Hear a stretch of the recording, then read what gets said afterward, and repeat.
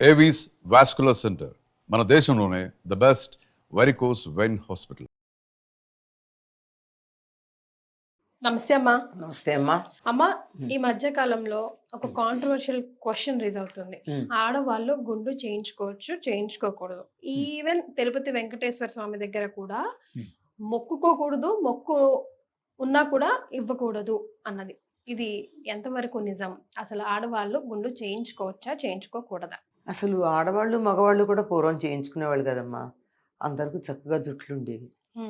మన ప్రాచీన కాల శిల్పాలు చూస్తే మగవాళ్ళకు కూడా చక్కగా జడలు ముడులు అవన్నీ ఉండేవి. మరి చక్కగా అట్లాంటిది ఇప్పుడేమో మనం చేయించుకుంటున్నారు. మగవాళ్ళు ముందర 250 300 సంవత్సరాల ప్రాంతంలో ఎప్పుడో మొదలు పెట్టారు. ఇప్పుడు పిల్లలకి కంపల్సరీ మనం చేయిస్తాం కదమ్మా, 6 నెలలకో 9 నెలలకో అట్లా.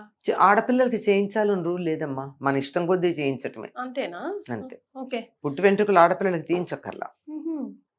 అయితే అలవాటు పడిపోయి ఆడపిల్ల అయినా మగ పిల్లాడైనా నీ పాతాల దగ్గర పెడతాను అని అనుకుంటే వెళ్ళి గుండు చేయించుకోవడమే తప్ప అంతకన్నా ఇంకేం లేదు. సరే, ఈ పెద్దగా అందరూ కూడా గుండు చేయించుకునే వాళ్ళు కాదు పూర్వం, కానీ మొక్కుకున్నప్పుడు చేయించుకుంటారు. మాట ఇచ్చాక నిలబెట్టుకోవాలి కదా. మరి మన మా వాగ్దానం అంటూ చేస్తే వాదాకరేతో నిభానా హై అని మాట ఇచ్చారు అంటే నిలబెట్టుకోవాలి. దేవుడికి ఇస్తానన్నారు. ఎంత పెద్ద ఆపద వస్తేనో కదా ఆడవాళ్ళు తలనీలాలు ఇస్తారని మొక్కుకుంటారు. అంత ఆపదను తీర్చిన తర్వాత కృతజ్ఞతని చూపించుకోవడానికి చిహ్నంగా గుండు చేయించుకుంటారు. అంటే కట్టు, బొట్టు, జుట్టు ఇవి మనిషికి అందాన్ని ఇచ్చేది. కట్టు, బొట్టు, జుట్టు. అటువంటి జుట్టుని ఇచ్చేశారు అంటే తన అందాన్ని, తన అహంకారం కూడా జుట్టు, తన అహంకారాన్ని వీటన్నిటిని వదిలేసినట్టు. అది సాధారణంగా కొద్ది కాలం క్రితం ఒక చర్చ వచ్చింది, ఆడవాళ్ళు ఇవ్వకూడదు అని. మరి అంతకు ముందు చాలా మంది ఇవ్వగా నేను చూశాను నా చిన్నతనంలో. తర్వాత కూడా ఇస్తూనే ఉన్నారు. అయితే దాన్ని మాత్రమే పాటించినటువంటి వాళ్ళు ఇవ్వడం తక్కువ ఉంది. చేత మొక్కుకుంటే ఇచ్చి తీరాలమ్మా. ఎక్కడైనా సరే మొక్కు అప్పు లాంటిది. మొక్కుకోవాలా, మొక్కుకోకూడదు అంటారా? అసలు మొక్కుకోకుండా ఉండడం మంచిది కదా. అనుమానం వచ్చినప్పుడు మరి మొక్కుకుంటే మాత్రం తీర్చాల్సిందే. ఒకవేళ మొక్కుకుంటే తీర్చుకోవాల్సిందే, కానీ మొక్కకపోతేనే బెటర్. ఎందుకంటే ఆడవాళ్ళు గుండు చేయించుకోకూడదు కాబట్టి. అంతేనమ్మా? అవునమ్మా, మామూలుగా చేయించుకోరు. ఆంగ్లేయుల ఆస్థానాల్లో పనిచేయడం మొదలు పెట్టిన తర్వాత వాళ్ళలాగా జుట్టు కత్తిరించుకోవడం మొదలు పెట్టారు. మీరు గమనించినట్టయితే 200-300 సంవత్సరాల క్రితం ఆ మగవాళ్ళకు కూడా జుట్లు ఉండేవి. మామూలు కత్తిరించుకునే వాళ్ళు కాదు. హెయిర్ పెద్ద పెద్దగా రాజులవి ఇప్పటికి మనం పిక్చర్స్ వేయాలంటే పెద్ద పెద్ద హెయిర్ తోనే వేస్తుంటాం. వాళ్ళు జుట్టు పైగా విరబోసుకోరు, తెలుసా? మన బొమ్మల విరబోసి పెడతాం గాని విరబోసుకోరు. వాళ్ళు కూడా జడగాని ముడిగాని వేసుకునేవాళ్ళు. అది మా ప్రాచీనమైనటువంటి దేవాలయాల్లో ఉన్న శిల్పాలన్నింట్లోనూ మగవాళ్ళకు కూడా వెనకాల చక్కగా ముడిలో పూలు అవన్నీ ఉంటాయి. నిగమశర్మ అక్క తమ్ముడికి చక్కగా తలంటి పోసి తల దువ్వి, వాడు చాలా కాలం అక్కడక్కడ తిరిగాడు గనక ఎక్కడన్నా పేలు పడ్డాయని చెప్పి పేలు చూసి అప్పుడు మళ్ళీ చేతులు కడుక్కొచ్చి హాయిగా జడ ముడి వేసి ముడిలో పూలు పెట్టింది అని వర్ణన ఉంది. అంటే తెనాలి రామలింగడి కాలానికి కనీసం అప్పటికన్నా వాళ్ళకి ఇవి ఉండేవి కదా, జడలు పూలు కనుక అలా ఉండేది. ఎవరైనా సరే జుట్టు అహంకారం, జుట్టు లేకపోతే ఎలా ఉంటారమ్మా మనిషి? భయంకరంగా ఉంటారు.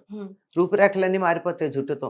కనుక నా రూపురేఖలు మారిపోయినా సరే, నేను ఎట్లా ఉన్నా సరే, నా అహంకారం లేకపోయినా సరే, నా ఈ కోరికను తీర్చావు గనక నీకు నేను కృతజ్ఞుణ్ణై ఉంటాను అని చెప్పడానికి ఆ తలనీలాలు ఇవ్వడం ఉంది. ఈ నీలాలు ఇవ్వడం అన్న పదం ఒక్క తిరుపతిలో తప్ప ఇంకెక్కడ వాడరు. ఇంకెక్కడ ఆడతారా? యాదగిరి గుట్టల్లో కూడా ఇస్తారు కదా తలనీలాలు అంటారు, అక్కడ అంటారు అదే పదం.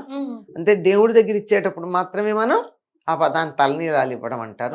అటువంటి సందర్భంలో దేవుడికి ఒక మాట ఇచ్చామంటే ఆ మాటను నిలబెట్టుకుని తీరాలి కదా. అంటే కోరిక బలమైనది అయినప్పుడు మనం కూడా తెలిసి తెలియకుండా కొన్ని ఎక్సెప్షన్ కేసెస్ కి వెళ్ళిపోతూ ఉంటామమ్మా. అంటే ఫర్ ఎగ్జాంపుల్ ఇప్పుడు ఇది కూడా కదా, ఆడవాళ్ళు గుండు చేసుకోకూడదు అన్నది ఉంది మనకు. అయితే ఎక్కడుంది మరి చెప్తారు కదా, అప్పుడు భర్త చనిపోయినప్పుడు గుండుకి ఎక్కడుంది అసలు? అంటే పురాణాల్లో అలా పురాణాల్లో ఎక్కడ లేదే. మరి అప్పుడు భర్త చనిపోయినప్పుడు తెల్ల చీర కట్టి గుండు అది గీయించి మధ్యలో కొంతకాలం వచ్చింది చెప్పాగా, ఉమ్, మహమ్మదీల పరిపాలనా కాలంలో వచ్చింది, అంతకు ముందు లేదు. ఓకే సో మనది కాదు శాస్త్రం అది. శాస్త్రం మన ఎక్కడ లేదు. లేదమ్మా, ఓకే మధ్యలో మనం ఏర్పాటు చేసుకున్నాం. మరి మనం ఇలా ఉంటే బాగుండని మనలో మనం ఇలా అనుకుని, ఇదిగో ఈ స్కూల్కి యూనిఫామ్ ఇది, ఇది ఈ ఆఫీస్లో యూనిఫామ్ ఇది, ఈ కోడ్ ఇది, మెడలో ఇది వేసుకోండి, మంగళసూత్రం అన్న మర్చిపోతారు కానీ ఐడి కార్డు వేసుకుంటారు కదా. ఇలాంటి మన కోడ్ పెట్టుకున్నాం కదా, అట్లా పెట్టుకున్నవి ఇవన్నీ నేను అంతే తప్ప ఎక్కడా మనకి కౌసల్య, సుమిత్ర, కైక అలా తెల్ల చీరలు కట్టుకుని అవన్నీ చేసినట్టు, వాళ్ళకి ఆ కార్యక్రమాలు అవన్నీ చేసినట్టు అక్కడ ఏం లేదే మనకి. కొన్ని కొన్ని మొక్కులు ముఖ్యంగా ఆడవాళ్ళు ఇలాంటి మొక్కులు అస్సలు మొక్కుకోకూడదు అన్నవి ఏమైనా ఉన్నాయా అమ్మా? ఇదే చాలా మంది ఏమంటారంటే జుట్టే ఇవ్వకూడదని అంటారు. అది కానీ మామూలుగా అయితే ఇవ్వకూడదు, మొక్కుకున్నాక ఇవ్వాలి. ఇవ్వాలి. మొక్కుకున్నాక ఇవ్వాలి, మాట ఇచ్చాక ఇవ్వాల్సిందే కదా. మరి జాన్ జాయే వచన్ న జాయే, మాట పోకూడదు, ప్రాణం పోయినా పర్వాలేదు కానీ మాట మాత్రం అది మళ్ళీ భగవంతుడు మాట పోకూడదు. అంటే ఎందుకు ఇస్తారు? జుట్టే అందం కదా మనిషికి, ముఖానికి అసలు మార్పు వచ్చేస్తుంది జుట్టు లేకపోతే. జుట్టు ఊడిపోతేనే మార్పు వస్తుంది, అట్లాంటి జుట్టు లేకపోతే ఎంత మార్పు ఉంటుంది? ఇంతటి మార్పు ఉండి అహంకారాన్ని కూడా వదిలిపెట్టుకోవడానికి సిద్ధపడ్డారంటే ఎంతటి ఆపదొచ్చి ఉంటుంది వాళ్ళకి. మరి జుట్టు అహంకారానికి సంకేతం. అందుకే ఎవరినన్నా అవమానం చేయాలంటే చంపకుండా వదిలేసే సందర్భంలో గుండు గీయించి పంపించేవాళ్ళు. అవును, చాలా సినిమాల్లో కూడా చూసాం మనం. సగం చచ్చినట్టే అంటారు కదమ్మా. జుట్టు తీయించేస్తారంటే సగం చచ్చిపోయినట్టే. సైంధవుడికి చేశారా పని. మరి రుక్మికి అయితే ఒక మీసం ఒక వైపు జుట్టు తీశారు,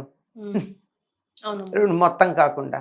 ఇవన్నీ కూడా అహంకారానికి సంకేతం.